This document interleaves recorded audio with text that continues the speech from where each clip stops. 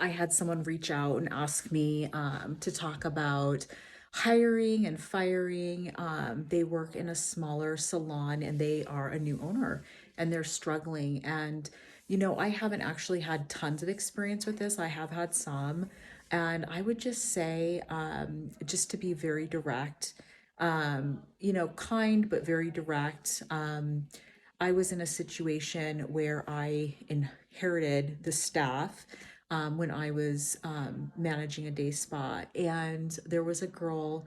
I'm so nosy. I've said that before. So nosy. So there was a girl that was on the staff, and right when I got the job, I went in and I was looking at everyone's files, and her file was basically like, three strikes you're out. She was at like 2.95, and she should have been fired before I started.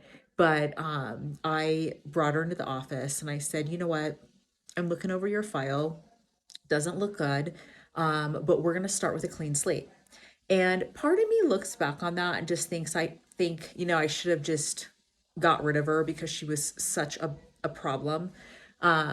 Because I've learned in salons that if there's one bad egg, they just ruin it for everyone and it's just not worth it. So at the time, I threw away her file right in front of her and said, we're going to start over with a clean slate and we're going to go from here. It did not take long for her to get three strikes. She was out. Each time I brought her in and we talked about the problem, gave her solutions, chatted with her, and she just couldn't get her act together. But looking back, yeah, I probably would have just cut the loss and hired someone and been really particular about someone I hired. I feel like skill sets can always be taught and learned, but I feel like when we hire someone that's going to show up on time, someone that's going to show up with a good attitude, someone that's going to be kind and helpful. I think those are the things that I look for. I never cared about where someone went to school. I never cared about where they had worked before. It was more about how they showed up to work with their attitude and if they were interested in working. So there was one person I had to fire that I had hired.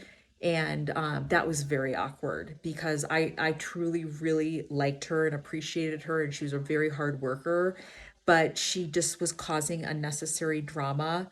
And it just got to the point where, again, when you have a bad egg in a salon where everyone's just coming, doing their job, and then there's that one bad egg, it's just better to cut your losses and be direct and let them know, this isn't working out.